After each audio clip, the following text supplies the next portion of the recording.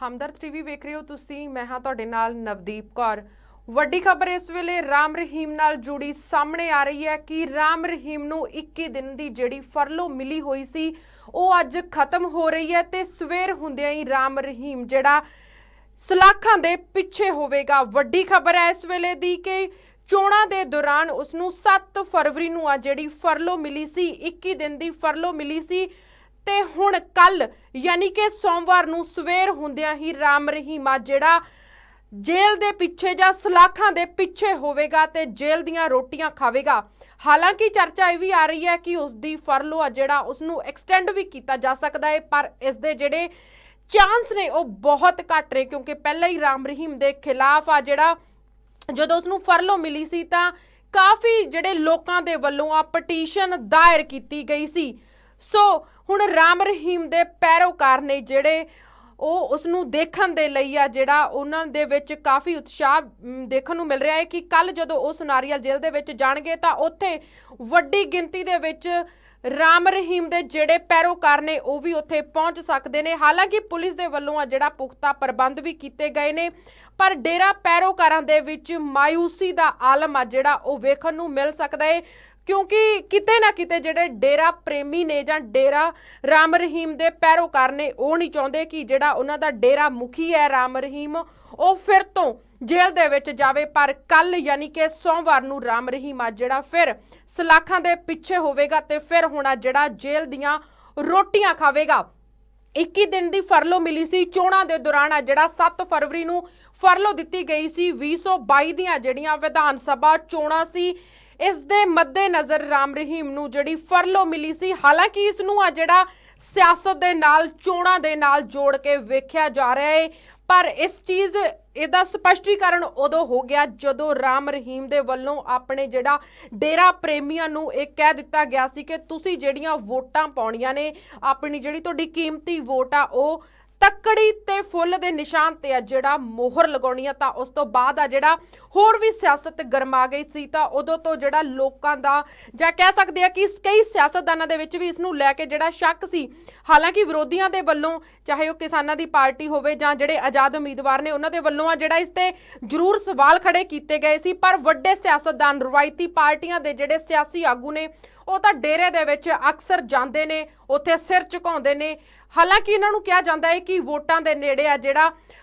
ਵੱਡਾ vote bank Ram Rahim ਦੇ ਨਾਲ ਜੁੜਿਆ ਹੋਇਆ ਹੈ। ਮਾਲਵਾ ਖੇਤਰ ਦੀਆਂ 70 ਦੇ ਕਰੀਬ ਸੀਟਾਂ ਤੇ ਜਿਹੜਾ ਉਸਦਾ ਆਪਣਾ ਦਬਾਅ ਹੈ, ਇਸ ਕਰਕੇ ਵੀ ਆ ਜਿਹੜਾ ਵੱਡੇ ਵੱਡੇ ਰਵਾਇਤੀ ਪਾਰਟੀਆਂ ਦੇ ਸਿਆਸਤਦਾਨ ਦਿਗਜ ਉੱਥੇ ਡੇਰੇ ਦੇ ਵਿੱਚ ਜਾਂਦੇ ਨੇ। ਪਰ ਹੁਣ ਕੱਲ ਨੂੰ ਆ ਜਿਹੜਾ ਰਾਮ ਰਹੀਮ ਫਿਰ ਤੋਂ जेल दे विच जावेगा, सलाखां दे पिछे होवेगा ते फिर तो हुण जेल दियां रोटियां खावेगा, जिस नूं लैके आ डेरा प्रेमियां दे विच काफ़ी जिहड़ा मायूसी दा आलम छाया होया है क्योंकि डेरा प्रेमी राम रहीम दे जिहड़े पैरोकार ने वो नहीं चाहते कि जिहड़ा उन्हां दा डेरा मुखी है राम रहीम वो फिर तो आ जिहड़ा जेल दे विच जावे।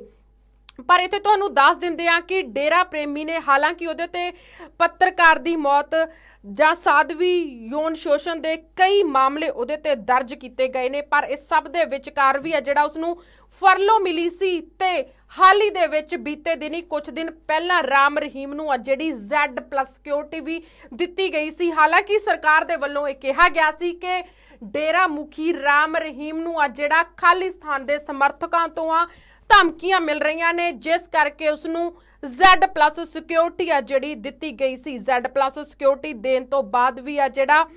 ਕਾਫੀ ਵਿਵਾਦ ਛਿੜਿਆ ਸੀ, ਉਸਦੇ ਵੀ ਕਾਫੀ ਬਵਾਲ ਹੋਇਆ ਸੀ ਕਿ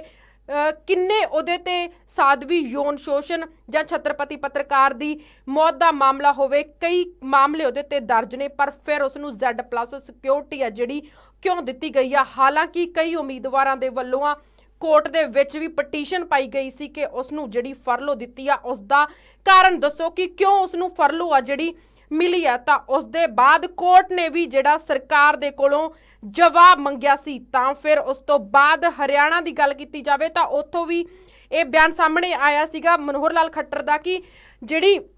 फरलो आ वो किसे नूं भी आ दित्ती जा सकती है, हर किसी का हक है, किसी नूं भी फरलो मिल सकती है। पर हुण इत्थे डेरा प्रेमियां दे लई निराशा भरी खबर असीं कह सकते हैं। डेरा प्रेमियां दे विच आ जिहड़ी एक उदासी दे ਛਾਈ ਹੋਈ ਹੈ ਕਿ ਜਿਹੜਾ ਉਹਨਾਂ ਦਾ ਡੇਰਾ ਮੁਖੀ ਹੈ ਰਾਮ ਰਹੀਮ ਫਿਰ ਤੋਂ ਕੱਲ ਜੇਲ੍ਹ ਦੇ ਵਿੱਚ ਜਾਏਗਾ, ਸਲਾਖਾਂ ਦੇ ਪਿੱਛੇ ਰਹੇਗਾ ਤੇ ਜੇਲ੍ਹ ਦੀਆਂ ਰੋਟੀਆਂ ਜਿਹੜਾ ਖਾਏਗਾ।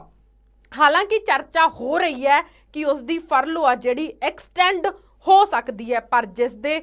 ਬਹੁਤ ਹੀ ਘੱਟ ਅਸੀਂ ਕਹਿ ਸਕਦੇ ਹਾਂ ਚਾਂਸ ਨੇ, ਕਿਉਂਕਿ ਪਹਿਲਾਂ ਹੀ ਰਾਮ ਰਹੀਮ ਦਾ ਕਾਫੀ ਵਿਰੋਧ ਹੋਇਆ ਜਦੋਂ ਉਸ ਨੂੰ ਫਰਲੋ ਮਿਲੀ ਜਾਂ ਉਸ ਨੂੰ ਜਦੋਂ Z+ ਸਿਕਿਉਰਿਟੀ ਜਿਹੜੀ ਦਿੱਤੀ ਗਈ। ਉਸ ਤੋਂ ਬਾਅਦ ਕਾਫੀ ਲੋਕਾਂ ਦੇ ਵਿੱਚ ਆ ਜਿਹੜਾ ਰੋਸ ਵੀ ਦੇਖਣ ਨੂੰ ਮਿਲਿਆ। ਪਰ ਜੇਕਰ ਰਵਾਇਤੀ ਪਾਰਟੀਆਂ ਦੀ ਗੱਲ ਕੀਤੀ ਜਾਵੇ, ਜਦੋਂ ਰਾਮ ਰਹੀਮ ਦੇ ਵੱਲੋਂ ਆਪਣੇ ਪੈਰੋਕਾਰਾਂ ਨੂੰ ਇਹ ਕਿਹਾ ਗਿਆ ਕਿ ਵੋਟਾਂ ਦੇ ਮੱਦੇ ਨਜ਼ਰ ਉਹਨਾਂ ਨੇ ਫੁੱਲ ਤੇ ਤੱਕੜੀ ਤੇ ਮੋਹਰ ਲਗਾਉਣੀ ਹੈ, ਤਾਂ ਇਸ ਨੂੰ ਸਿੱਧਾ ਭਾਜਪਾ ਤੇ ਸ਼੍ਰੋਮਣੀ ਅਕਾਲੀ ਦਲ ਨਾਲ ਵੀ ਜੋੜ ਕੇ ਵੇਖਿਆ ਗਿਆ। ਹਾਲਾਂਕਿ ਕਾਂਗਰਸ ਦੇ ਵਿੱਚ ਇਸ ਚੀਜ਼ ਨੂੰ ਲੈ ਕੇ ਕਾਫੀ ਰੋਸ ਜਾਂ ਵਿਰੋਧ ਅਸੀਂ ਕਹਿ ਸਕਦੇ ਹਾਂ। ਹਾਲਾਂਕਿ ਮੁੱਖ ਮੰਤਰੀ ਚਰਨਜੀਤ ਸਿੰਘ ਚੰਨੀ ਵੱਲੋਂ ਵੀ ਇਸ ਦਾ ਜਿਹੜਾ ਵਿਰੋਧ ਕੀਤਾ ਗਿਆ ਸੀ ਕਿ ਸਾਨੂੰ ਵੋਟਾਂ ਕਿਉਂ ਨਹੀਂ, ਕਿਉਂਕਿ ਜਦੋਂ ਪਹਿਲਾਂ ਤਾਂ ਹਾਲਾਂਕਿ ਇਹ ਕਿਹਾ ਗਿਆ ਸੀਗਾ ਕਿ ਉਹਨਾਂ ਵੱਲੋਂ ਜਿਹੜੀ ਇਹ ਸੂਚਨਾ ਹੈ ਜਾਂ ਜਿਹਨੂੰ ਵੀ ਵੋਟਾਂ ਪਾਈਆਂ ਜਾਣਗੀਆਂ, ਜਿਹੜੀ ਵੀ ਪਾਰਟੀ ਨੂੰ, ਉਸ ਨੂੰ ਗੁਪਤ ਰੱਖਿਆ ਜਾਵੇਗਾ ਕਿ ਸਿਰਫ ਤੇ ਸਿਰਫ ਵੌਇਸ ਮੈਸੇਜ ਦੇ ਜ਼ਰੀਏ ਜਿਹੜਾ ਰਾਮ ਰਹੀਮ ਆਪਣੇ ਪੈਰੋਕਾਰਾਂ ਨੂੰ ਦੱਸਣਗੇ ਕਿ ਕਿਹੜੀ ਪਾਰਟੀ ਨੂੰ ਆ ਜਿਹੜਾ ਤੁਸੀਂ ਵੋਟ ਪਾਉਣੀ ਆ। ਪਰ ਜਦੋਂ ਉਹਨਾਂ ਦੇ ਵੱਲੋਂ ਇਹ ਕਲੀਅਰ ਕਰ ਦਿੱਤਾ ਗਿਆ ਕਿ ਫੁੱਲ ਤੇ ਤੱਕੜੀ ਤੇ ਮੋਹਰ ਲਗਾਉਣੀ ਆ, ਤਾਂ ਉਸ ਤੋਂ ਬਾਅਦ ਜਿਹੜੀਆਂ ਵਿਰੋਧੀ ਪਾਰਟੀਆਂ ਸੀ ਉਹਨਾਂ ਵੱਲੋਂ ਆ ਜਿਹੜਾ ਲਗਾਤਾਰ ਨਿਸ਼ਾਨੇ ਸਾਧਨੇ ਆ ਸ਼ੁਰੂ ਹੋ ਗਏ ਸੀ। ਉਹਨਾਂ ਦੇ ਵਿੱਚ ਆ ਜਿਹੜਾ ਲਗਾਤਾਰ ਨਿਸ਼ਾਨੇਬਾਜ਼ੀ ਕੀਤੀ ਜਾ ਰਹੀ ਸੀ ਕਿ ਸਾਨੂੰ ਕਿਉਂ ਨਹੀਂ, ਪਰ ਇਸ ਨੂੰ ਸਿੱਧਾ ਸਿਆਸਤ ਦੇ ਨਾਲ ਜੋੜ ਕੇ ਅਸੀਂ ਵੇਖ ਸਕਦੇ ਹਾਂ ਕਿ ਇਸ ਦਾ ਸਿੱਧਾ ਪ੍ਰਭਾਵ ਸਿਆਸਤ ਨਾਲ ਜ਼ਰੂਰ ਵੇਖਿਆ ਜਾ ਸਕਦਾ ਹੈ। ਕਿਉਂਕਿ ਜਦੋਂ ਉਸ ਨੂੰ ਫਰਲੋ ਮਿਲੀ ਸੀ ਤਾਂ ਉਸ ਤੋਂ ਬਾਅਦ ਹਾਲਾਂਕਿ ਇਸ ਨੂੰ ਕਿਹਾ ਜਾ ਰਿਹਾ ਸੀ ਕਿ ਬੀਜੇਪੀ ਨੇ ਆ ਜਿਹੜਾ ਭਾਜਪਾ ਦੇ ਵੱਲੋਂ ਆ ਸਿਆਸੀ ਦਾ ਖੇਡਿਆ ਗਿਆ ਹੈ, ਸਿਆਸੀ ਇੱਕ ਆਪਣਾ ਵੋਟ ਬੈਂਕ ਨੂੰ ਆਪਣੇ ਵੱਲ ਲੁਭਾਉਣ ਦੇ ਲਈ ਆ ਜਿਹੜਾ ਭਾਜਪਾ ਦੇ ਵੱਲੋਂ ਆ ਇਹ ਸਿਆਸੀ ਖੇਡ ਖੇਡੀ ਗਈ ਹੈ ਕਿ ਜਿਹੜੀਆਂ ਮਾਲਵੇ ਦੀਆਂ 70 ਦੇ ਕਰੀਬ ਸੀਟਾਂ ਤੇ ਰਾਮ ਰਹੀਮ ਦਾ ਜਿਹੜਾ ਦਬਦਬਾ ਬਣਿਆ ਹੋਇਆ ਹੈ, ਉਹਨਾਂ ਨੂੰ ਲੁਭਾਉਣ ਦੇ ਲਈ ਭਾਜਪਾ ਦੇ ਵੱਲੋਂ ਆ ਜਿਹੜਾ ਇਸ ਨੂੰ ਫਰਲੋ ਦਿੱਤੀ ਗਈ ਹੈ। ਪਰ ਜਦੋਂ ਰਾਮ ਰਹੀਮ ਦੇ ਵੱਲੋਂ ਇਹ ਵੀ ਕਲੀਅਰ ਕਰ ਦਿੱਤਾ ਗਿਆ ਕਿ ਫੁੱਲ ਤੇ ਤੱਕੜੀ ਤੇ ਮੋਹਰ ਲਗਾਈ ਜਾਵੇ, ਤਾਂ ਉਸ ਤੋਂ ਬਾਅਦ ਆ ਜਿਹੜਾ ਹੋਰ ਵੀ ਲੋਕਾਂ ਦਾ ਜਿਹੜਾ ਸ਼ੱਕ ਸੀ ਜਾਂ ਇਹ ਸਪਸ਼ਟ ਹੋ ਗਿਆ ਸੀਗਾ ਕਿ ਜਿਹੜਾ ਉਹਨੂੰ ਫਰਲੋ ਮਿਲੀ ਹੈ ਉਸ ਤੇ ਸਿੱਧਾ ਭਾਜਪਾ ਦਾ ਜਿਹੜਾ ਹੱਥ ਹੈ ਉਸ ਨੂੰ ਇਹ ਕਲੀਅਰ ਹੋ ਗਿਆ ਸੀ, ਜਿਹੜਾ ਸਪਸ਼ਟ ਹੋ ਗਿਆ ਸੀ। ਪਰ ਹੁਣ ਕੱਲ ਸਵੇਰ ਹੁੰਦਿਆਂ ਹੀ ਆ ਜਿਹੜਾ ਰਾਮ ਰਹੀਮ ਜੇਲ੍ਹ ਦੇ ਵਿੱਚ ਜਾਏਗਾ ਤੇ ਫਿਰ ਤੋਂ ਜੇਲ੍ਹ ਦੀਆਂ ਰੋਟੀਆਂ ਜਿਹੜਾ ਖਾਵੇਗਾ। ਪਰ ਵੇਖਣਾ ਹੋਵੇਗਾ ਕਿ ਉਸ ਦੀ ਫਰਲੋ ਆ ਜਿਹੜੀ ਉਸ ਨੂੰ ਐਕਸਟੈਂਡ ਕੀਤਾ ਜਾ ਸਕਦਾ ਹੈ, ਕਿਉਂਕਿ ਜਿੱਥੇ ਇਹਨੂੰ ਸਿਆਸਤ ਨਾਲ ਜੋੜਿਆ ਜਾ ਸਕਦਾ ਹੈ, ਭਾਜਪਾ ਨਾਲ ਜੋੜਿਆ ਜਾ ਰਿਹਾ ਹੈ ਕਿ ਉਸ ਦੀ ਫਰਲੋ ਆ ਜਿਹੜੀ ਉਹ ਐਕਸਟੈਂਡ ਹੁੰਦੀ ਹੈ, ਉਸ ਨੂੰ ਐਕਸਟੈਂਡ ਕੀਤਾ ਜਾ ਸਕਦਾ ਹੈ ਜਾਂ ਫਿਰ ਦੁਬਾਰਾ ਫਿਰ ਮੁੜ ਤੋਂ ਉਹ ਆ ਜੇਲ੍ਹ ਦੇ ਵਿੱਚ ਜਾਏਗਾ, ਸਲਾਖਾਂ ਦੇ ਪਿੱਛੇ ਰਹੇਗਾ। ਹਾਲਾਂਕਿ ਜਿਹੜਾ ਡੇਰਾ ਪੈਰੋਕਾਰਾਂ ਦੇ ਵਿੱਚ ਆ ਕਾਫੀ ਉਦਾਸੀ ਵੇਖਣ ਨੂੰ ਮਿਲ ਰਹੀ ਹੈ, ਕਿਉਂਕਿ ਡੇਰਾ ਜਦੋਂ ਤੋਂ ਰਾਮ ਰਹੀਮ ਨੂੰ ਫਰਲੋ ਮਿਲੀ ਆ ਤਾਂ ਉਹ ਡੇਰੇ ਤੋਂ ਬਾਹਰ ਨਹੀਂ ਗਿਆ, ਤਾਂ ਲੋਕਾਂ ਦੇ ਵਿੱਚ ਉਹਨੂੰ ਦੇਖਣ ਦੇ ਲਈ ਕਾਫੀ ਉਤਸ਼ਾਹ ਵੀ ਕਹਿ ਸਕਦੇ ਆ ਕਿ ਕਾਫੀ ਉਤਸ਼ਾਹ ਵੀ ਹੈ। ਤਾਂ ਕੱਲ ਨੂੰ ਜਿਹੜੇ ਡੇਰਾ ਪ੍ਰੇਮੀ ਨੇ ਵੱਡੀ ਗਿਣਤੀ ਦੇ ਵਿੱਚ ਆ ਸੁਨਾਰੀਆ ਜੇਲ੍ਹ ਦੇ ਵਿੱਚ ਦੇ ਬਾਹਰ ਵੀ ਜਾ ਸਕਦੇ ਨੇ ਕਿ ਆਪਣੇ ਜਿਹੜੇ ਡੇਰਾ ਮੁਖੀ ਰਾਮ ਰਹੀਮ ਦੀ ਇੱਕ ਝਲਕ ਲੈਣ ਦੇ ਲਈ ਆ ਉੱਥੇ ਵੀ ਪਹੁੰਚ ਸਕਦੇ ਨੇ। ਹਾਲਾਂਕਿ ਪੁਲਿਸ ਦੇ ਵੱਲੋਂ ਆ ਜਿਹੜੇ ਪੁਖਤਾ ਪ੍ਰਬੰਧ ਵੀ ਕੀਤੇ ਗਏ ਨੇ, ਪਰ ਇੱਥੇ ਦੇਖਣਾ ਹੋਵੇਗਾ ਕਿ ਹੁਣ ਰਾਮ ਰਹੀਮ ਨੂੰ ਆ ਜਿਹੜੀ ਫਰਲੋ ਉਸਦੀ ਐਕਸਟੈਂਡ ਹੋਵੇਗੀ ਜਾਂ ਫਿਰ ਉਹ ਹਮੇਸ਼ਾ ਤੋਂ ਹੀ ਹੁਣ ਜਿੱਦਾਂ ਪਹਿਲਾਂ ਜੇਲ੍ਹ ਦੀਆਂ ਰੋਟੀਆਂ ਖਾ ਰਿਹਾ ਸੀ ਜਾਂ ਫਿਰ ਉਹ ਜੇਲ੍ਹ ਦੀਆਂ ਰੋਟੀਆਂ ਹੀ ਖਾਵੇਗਾ। ਸੋ ਤੁਹਾਡਾ ਇਸ ਬਾਰੇ ਕੀ ਕਹਿਣਾ ਹੈ? ਆਪਣੀ ਰਾਏ ਕਮੈਂਟ ਬਾਕਸ ਦੇ ਵਿੱਚ ਜਰੂਰ ਸਾਂਝੀ ਕਰਿਓ। ਹੋਰ ਜਾਣਕਾਰੀ ਤੇ ਤਾਜ਼ਾ ਖਬਰਾਂ ਲਈ ਤੁਸੀਂ ਵੇਖਦੇ ਰਹੋ ਹਮਦਰਦ ਟੀਵੀ।